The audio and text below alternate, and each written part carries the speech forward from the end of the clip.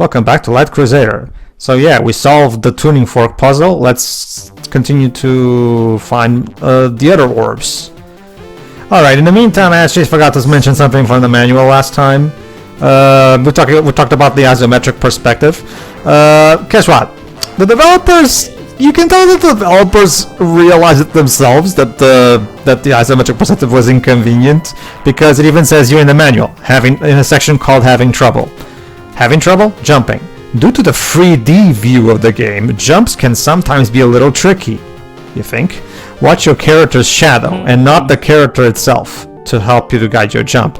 That's nice and all, but it's not really a fix-it-all solution, not really, because when you're in the heat of the moment, like, it's really hard to just pay attention to the shadow while at the same time coordinating your jump attacks. Yeah, you can, which is why I appreciate the idea of trying to do 3D animation, because they wanted to push the Mega Drive to its limit. But yeah, in practical terms, yeah, the 3D isometric perspective is definitely not the best. And like I said, even the game kind of admits that. Or at least the manual. Yeah. Having trouble? It's gonna kill you. Hold on. You know, I was thinking a bit about it, of all the hints that we have mentioned, of, you know, the way they are pronounced, but I'm wondering why they are in the second person, like is in some unseen narrator telling that to David. Wouldn't it make more sense for it to be David himself saying that and talking to the first person and say, "Oh, it's gonna kill me," or "I have to answer the riddle"? No? I get the feeling it's doing one of those, you know, player and game connection things where it's okay. Let's assume it's David saying those things. Or, who knows, maybe it's the Oracle speaking in his mind or That's something. the thing. Oh, it's like Luigi in the beginning. That's the thing too. And you gotta help. That's the thing too. It doesn't really work because the different audio clips, I forget, whoever's saying "answer the riddle" is clearly someone different than whoever's saying "beat them." Not to mention, we have multiple voice clips. Like, for example, there's going to be one of the later bosses called Necromancer who actually has his own vocal clip, and you can tell it's someone different. But even regarding the whole hints thing, I will argue "answer the riddle" is and "it's gonna kill you" are definitely not the same as the guy who says "beat them." So I generally don't think the idea is that it's David said. I'm pretty sure it's just the developers put it in there because it serves as nice ways to hint the player, and that's it. That's okay. Like the scroll, right? Yeah. Okay, I'll be honest. If for all we know, that could be the same guy reading the same. That could be the same guy reading all those lines. Altered Beast is a showcase on how badly compressed voice clips could be on the Genesis. Yeah. That being said, have we ever heard any bouts where we definitely know it's David speaking? No. The voice. Well, okay. Whenever we talk to an NPC and they say "thank you," you can tell it's NPC. But as for the hint stuff, no, we never have any kind of indication of who's saying it. I'm pretty confident it's not supposed to be a natural in-universe voice. I'm pretty sure it's just a developer thing. But again, that's just me. I would not be surprised if it's supposed to be David, because, like Tio said, the voice is not always sounding like. That's probably a representation of, again, the bad voice compression. Rather than, you know, supposedly a different person. Different people for the different hints, talking such a generic terms that are not connected to a player character in general. I guess. So if we're to assume that it is David, my guess is that the reason that yeah, true, or the Oracle, as I suggested, it could be. But okay, if it's David, then I assume it's the player game connection thing. That being said, I do think that the idea that it's the Oracle speaking mentally does have some merit. So the idea of this puzzle is that you have to get one of the enemies into the bottom. So again, to the game's credit, the developers do get creative with these puzzles and come up with interesting solutions. How do you keep him there? Basically, you have to try to get him to follow you into the bottom, which is easier said than done. Also, I get that. What I mean is, how do you keep them there? Because it looks like they move that's easy, Joa. Because when you fall into that switch, remember the enemies can't jump. So there you go. See, and now he can't get out because you can just push him. Leaving the switch requires jumping, which the enemy can't do. So it's fine. In the meantime, like just pointed out, we have a new scroll. And it says red indicates number 1, so blue indicates number 4, and red indicates number 1. I wonder if this is spelling an order of something. But anyway, It was his hat, Mr. Krabs. He was number 1. in the meantime, we were just watching the inventory screen. I actually didn't, and we have 2 pennants. I actually don't think I've explained what the pennants are yet. The pennants are your auto life. Basically, as long as you have a pennant in your inventory, you can the pennant will revive you automatically. To think more in Zelda terms, think of it like the empty bottle with the fairy in it, basically. There you go. Well, I guess better you than the barrel, I assume. You have to be careful not to let the barrel fall into spikes, because obviously it will, there you go, this should be enough. What is with this hive thing that's constantly spreading out green something? Basically, it's something that you can defeat it easily, however, I usually don't, because it's more trouble than it's worth. Like, you just smash the sword very quickly. Oh, and this is a creative puzzle.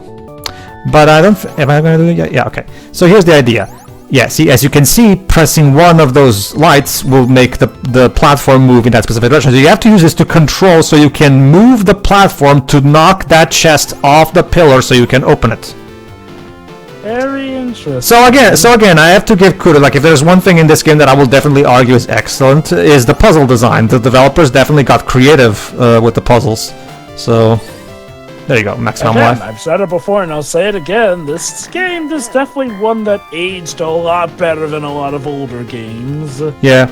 Again, like I said before, I genuinely believe that there's someone at Sega who's a fan of it, because they keep releasing this thing every time. There's a new Genesis compilation, and the Genesis Mini has it. Every time there's a new release of multiple Genesis games, this game is always included. And you know what, again, it's a pretty clever one. Yeah. In fact, let me see if I can find Honestly, yeah, I'm all for bringing it back here and there. Okay, this one is simple. We just have to try our best to create a ladder with the barrels, basically. This is definitely one of the best uses of isometric 3D that I've seen in a game. Not to say that, all isometric 3D games are bad, but, isometric 3D was infamous for a reason. It was used more so just to say, oh, our game's 3D, except not really. And even then, as the game itself even admits, even then, this game still has its own issues with the isometric. But the isometric still causes some issues here and there. Again, even the manual admits this, kind of. And again, I'll give it credit. It still is one of the best uses of isometric 3D I've seen in video games, period.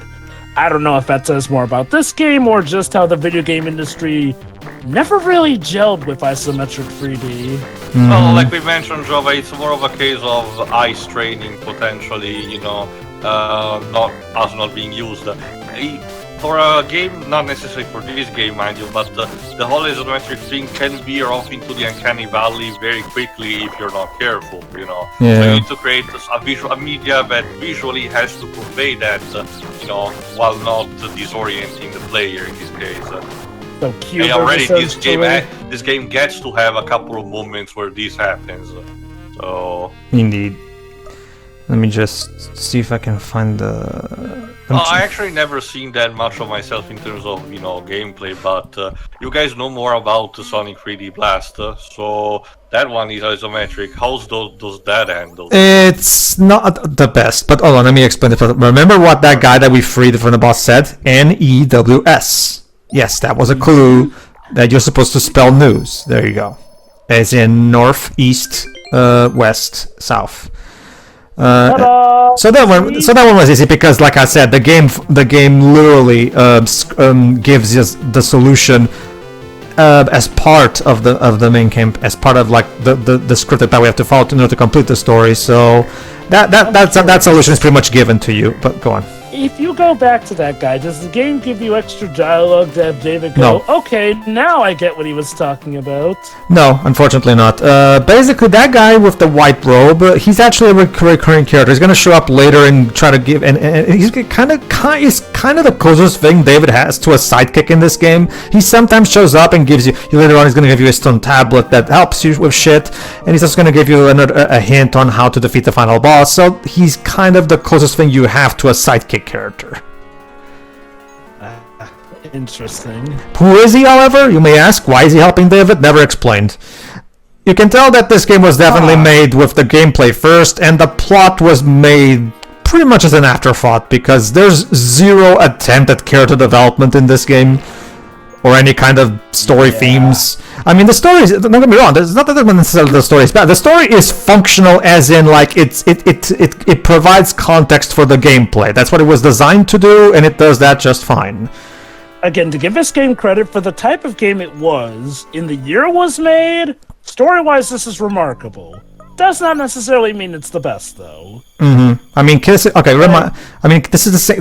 Well, arguably not, because this is the same year Final Fantasy VI came out. So I will argue that by this point, the standards had already been raised. Go on. I'm considering this more of like an action RPG instead of like, a straightforward RPG like the Final Fantasy series. I guess. Because otherwise I would have considered that the Final Fantasy games technically had story down pat better. Even then, the E series from Neon Falcon was releasing in the West at this point. So, actually, those are action RPGs. So. Oh, I was not aware of those. Okay, then I'm guessing the story is pretty good for them. Yes, the E series. The E series is different from most JRPGs in the sense that instead of being like every entry is its own story, no, it's the constant, ongoing story of the protagonist, Adol. And it's constant, like it's always the exact same.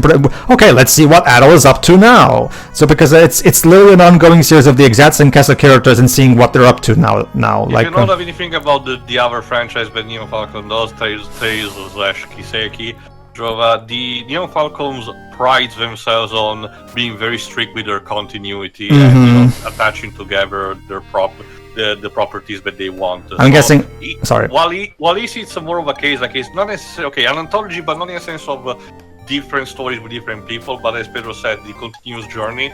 But it's told out of order. Technically, a game would be a bit after another, then it jumps a bit more other place, and after that, it's basically stated in where each game in the timeline sets on. Yeah, I wonder basically. why. Okay.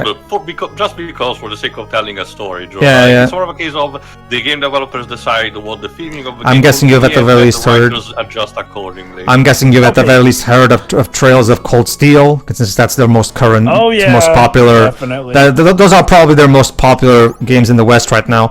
The only issue hasn't been localized yet is the 5th game, and I don't really understand why. They're probably taking their time. When you say that the story is all over the place for the series, do you mean is in the sense like, well, they time every now and then, or are there like where a sequel will be before the game that came before it, essentially, and so on and so forth. It's a story told out of order, simple as that, Jova. Again, a game will be set like, say, it's kind of a bit kind of like how the Fast and Furious movies did. What I'm saying? So maybe 3 games are back to back, but they're told in a specific order. Then the following will be a prequel, and then the story reprises instead. Again, it's just a vehicle for the writers to do whatever. All right, I think it's another. So sort of like how movies 4, 5, and 6 take place before movie 3 in the Fast and Furious series. Indeed. All right, let me just mention something. Okay, so yeah, like I said, surprisingly. The original Digital Eclipse Sega Genesis collection that was released in 2006 for the PS2 and PSP, that one surprisingly did not have Light Crusader even. So it wasn't. Yeah, this was not yet the one that actually did have. I don't remember it showing up on that one because I did play that collection. No, it says I'm checking the wiki page right now too. The original PS2. Yeah, that's what I said, Pedro. I don't remember. These games showing up. No. However, too, the one that they later made, that Digital Eclipse, back when they were known as Backbone Entertainment, made for the PS3 and 360, that one had Light Crusader. I think at least. Let me double check. Maybe. Oh, never mind. It doesn't. No, I was under the impression it did. Never mind. Okay. Regardless. The game did get re-released on 2007 on the Wii Virtual Console. So that was apparently its first release. I was under the impression that at the very least one the PS3 collection had it, but whatever. The game was released on the Wii Virtual Console in 2007 as part of it was also released as part of the Sega Genesis Classics, which you guys might remember as the most recent Genesis collection that was made for the Switch, PS4, and Xbox One and Steam. And remember, the way it works with the Steam version of that collection is that you can buy the games individually, unlike with the console versions. So you can literally go to Steam and search like Crusader, and like Crusader even has its own page and everything. And so the game is on Steam, which makes it very easy to access. And of course, it like you can run this game on a potato, obviously, so you're fine. And that's it. You were. Go on. I liked how you were showing off the lightning magic. It seems like it can be very useful. Yeah, it's the only spell that I generally find useful, to be honest with you. Like, I've experimented with the magic back when I was a kid. Eventually, I just stopped using it because, trust me, most of the magic is not particularly useful. Like I said, you can use water magic to heal yourself, but honestly, I think it's much more, it's much better to instead pause the game so that you'll be safe, and then heal yourself with items at your leisure. Anyway, red indicates number 1, yellow indicates number 2, green indicates number 3, and blue indicates number 4. Okay. Sounds pretty simple. You know what that means. So, red, yellow, green, blue. And we got the green orb. Oh, Dwebs, go on. Congratulations on collecting the orbs. I will take them off your hands. What? What on earth? You're the bad guy, aren't you? Nah, you think? I am Bloodroke, the guild master. Dun dun dun! Turns out this guy was having us do his dirty work for him. He was lying about the son being kidnapped. He was the kidnapper Right, all along. Singapore plan. He was no, actually, he did exactly what you. Go on. You shall be a sacrifice to the evil demon, Ramia. Okay. That sounds like the thing for Everybody betrayed me. I'm fed up with this world. Yeah, exactly. In fact, let's check out Thunder. Thunder is really good for attacking from a distance. However, since the bosses move around a lot, it can also be potentially like you waste a lot of magic in it. That being said, there's gonna be I get that you're hot and all, but don't go throwing smoke in my face. That being said, there's a point later on in the game where it becomes very easy to grind for element capsules. So we'll talk about that when we get to it. This boss. This must be Ramia. Yeah, this boss is very simple. Just dodge its shit and just keep hitting it as you can. It's not particularly difficult. That's because, Joe, I think they just mistranslated because the original term would be Lamia, which is a D&D monster, the snake woman traditionally. But probably the localizers of this did not knew that, so we're like, let's refunction, just call it that. It does depend, given how that could be a search, or it could it's very easy, problem that from the game, Java. The Yu-Gi-Oh card name, this is done. The Yu-Gi-Oh translations from Japanese to English tends to suffer this exact same problem a couple of times, where the TCG localizers don't know the actual term that's been used by the OCG, and because apparently there's not much communication, they just do whatever the fuck they want.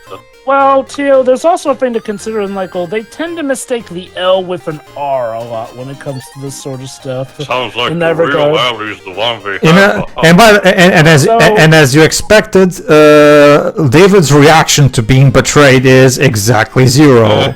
I put up more by referencing the room because David doesn't really express anything outside of mild surprise. I guess his idea is, I was betrayed, but this gets me closer to my goal, so... Okay, which kind of think of it, did Bloodroke even take the MacGuffins from us? Yes, he did. I mean, he literally said, I will take them. No, he took those orbs because he needs those orbs to revive the evil demon that he wants to unleash. To be fair... Go on. I get his motive, but weirdly enough, we didn't even get an animation showing him taking anything from us. He just said, I'll take them, I guess and I must have wondered, that was too expensive, maybe? Or was he... I don't know. That being said, I actually did forget to mention one thing about the story. There actually is 1 inch of backstory that we're going to learn later that explains why the villain is doing all of this and why he wants to destroy King Whedon's kingdom. And if Deji was here, he would love it. Oh yeah, I actually am considering maybe having Deji guest. I'm actually considering maybe having Deji guest star in that part just for the hell of it. What happened? Did he get cucked or something? Pretty much, yeah. Whatever. It's not like it matters, but the story matters anyway. Yes, you nailed it. The cock guard. The primary motivation of the villain is blue balls. Fuck your business. Oh, wow. Alright. Oh, hello. Okay. Why are they making us dig this hole? So the goblins are making the humans work for some reason? We were taken by the guildsmen and handed over to those... Although, hey, I'm talking to this guy, okay? Apparently we're digging this hole to find something. Good to know. So, well, moving on, I guess. So yeah, you have to take care of the goblin to be able to talk to these people in these because Do you mind? I'm trying to have a conversation here. yeah. And that being said, yeah, once again, like I was saying, aside from that, in North America and Europe, this game was made part of the Sega Mega Drive and Genesis Mini, and recently it got added to the Switch Online expansion pass. As part of the Mega Drive app. So yeah, the game is still getting releases to this day. Interesting. So it's know that there's... I love how this game keeps getting re-released and yet it's still just as obscure as ever. Maybe say some of the even they're trying everything in there. It's weird. Please. It's weird, Waves, because again, it really depends on the type of promotional. Again, franchising these into having sequels is something that could be happening, but at the same time not, because it could work plot-wise. But on a gameplay point, again, like we mentioned, the isometric, fad has basically just kind of went away at this point. That would probably be the biggest reason why this didn't get a sequel, because. Okay. Like, if you strip that, it's basically not too much different from the average Zelda clone. Mm-hmm. Now, and again, like we've mentioned, David is not necessarily the worst character, but he's not exactly the strongest character either. Well, he's a nothing character. He's clearly just here as an avatar for the player. Like narrative-wise, that's fixable. I'm talking about the selling point of it, making it the oh, hello. All those humans! We're scared! Wait, but you've been enslaving them. What's going on here? Yeah, this is the thing. Yeah, this is when are my cows safe? This is the game trying to put some kind of moral ambiguity and try to say that apparently trying to make you look things from the perspective of the goblins. Because remember, up until this point we've been fighting goblins, and they're the ones who have been taking the humans. For what reason we have yet to know, and what to find exactly we don't know. Obviously, Bloodrock is involved, but for what purpose? So this is the game's way of trying to potentially illustrate that the goblins aren't evil after all, like we fought up until this point. Thing is, the game never actually goes anywhere with this, so it doesn't really resonate. It's also worth noting that this was, way before people started discussing the orcs are always chaotic evil trope, which is something that the Warcraft franchise will actually mostly talk about in trying to build up its different races. Interesting, though. How are they able to farm when they're underground and have no sunlight to help with the crops? Well, not necessarily farm, Jova, in general, because yes, they do animals, but when it comes to actually growing stuff, the Fantasy 1.1 tells that orcs and goblins that live in cave tends to grow mushrooms, so they usually live on that kind of stuff, including making beer out of it. Well, the thing is, we see that they have crops that you grow gain fish, plants essentially, as opposed to fungus, and they've even got cows on a farm. David sends down to the ground and removes Hugh, the smelly old fish. Is there supposed to be a battle happening here? Yes, but we need something in order. Okay, as you might have noticed, the goblins don't like humans. So obviously they're not going to really help David. So David has to actually do something different this time. He has to actually think about diplomacy, which is not exactly which, as we've seen up until this point, is not exactly David's forte, because he has the yeah, exactly. Look at that, guys. David does have some layers to him. He's not that good with diplomacy. Also, I could say I it's mean- mostly because of his pride, but I can say it's also a bit interesting the fact that he's ambidextrous, I guess. And like I said, the wonders of creative honestly for me, the most memorable characteristic of David is the fact that he never, at any point in this entire game, is able to finally get to a bathroom, because seriously, that idle animation bothers the hell out of me. It just looks like the guy who's... I thought you were going to say that despite everything. I thought you were going to say that despite everything, he still smiles, given his portrait. Oh, no, that's because I'm with Teo. He's probably just brain dead.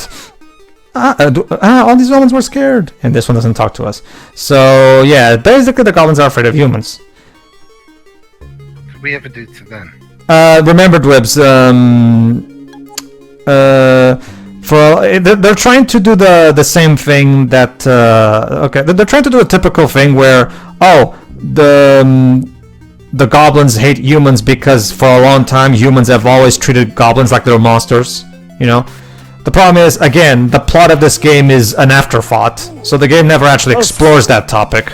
So a snap, an NPC that you can fight because he speaks, and don't you just stop touching similar to a couple of Zelda games, Jova, if you try to rob shopkeepers, they will actually take notice.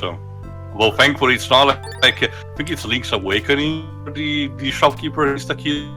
So in yes, this, you can kill the shopkeep and take his stuff.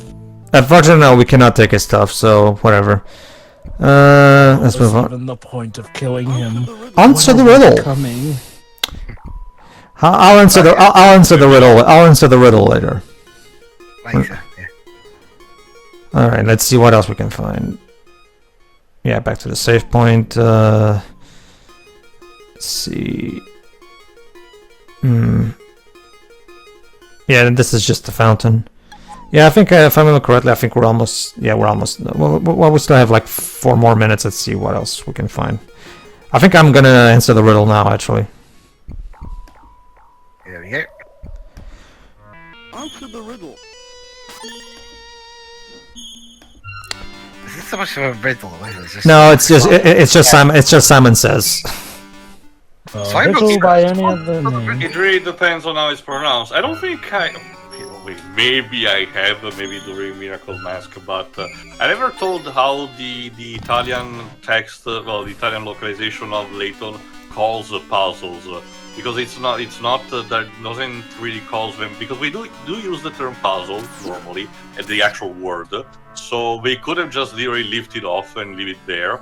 But in our case, puzzle is more referred to as combining stuff, with puzzle ties that form a picture. And when it comes to instead the stuff that the puzzles that Layton resolves and everything, they use basically the term riddle most of the time.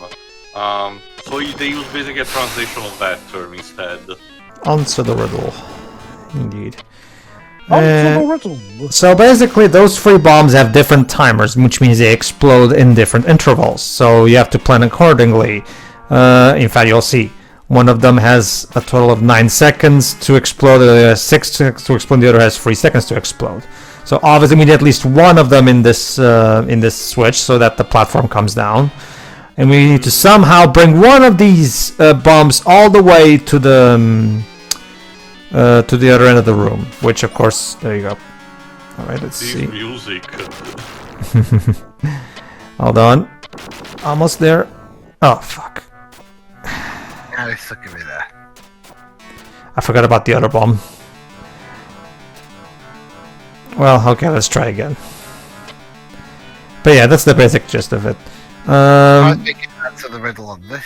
Yeah, but that being said, no, that's the thing. Like, I genuinely wonder if your theory is correct. I genuinely wonder if there's somebody at Sega who is genuinely a big fan of the game, and that's why this game keeps getting re-released over and over. If that was the case, David will probably should be pushed, when it comes to crossover material, from from SAD and from Sega. But so far, we haven't seen that happening. It's mostly because this game. Let's face it, this is a game that barely anybody even knows. Because this game doesn't really get brought up at all. Like when people think great Mega Drive classics, people don't usually bring up Light Crusader. And yet this game keeps getting bundled with all the classic releases. Oh no, I get what you mean. Again, it just feels like more of a unique case than anything. Yeah. I mean, I get that this is from the developers of Gunstar Heroes, so maybe it's just because of the reputation of the developers. Maybe it's that, yeah, because treasure. But here's the thing. In that case, why not re-release Gunstar Heroes in the collections instead of this then? We managed to get an actual Gunstar Hero spiritual successor in the form of suddenly a boss battle. Alright, this is quite possibly the easiest boss battle in the game. This guy, the only thing this dragon does is throw lightning at you, and as you can see, it's not exactly super. Yeah, you can basically just easily avoid any stuff that he does. Yeah, as you can see, he's very easy to hit. How is the sliding not instantly in the water? I don't know this. That's a good question, but better question, my dude. You're having a dragon fire lightning at us while that dragon is in the water. I love how he sounds in pain while casting electricity. There we go.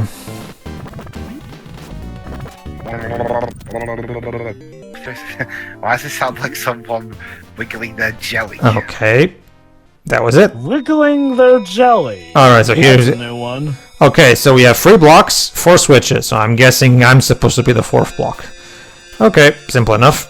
We'll solve this puzzle we'll answer this riddle in the next part, everybody. Yeah. See ya. See ya.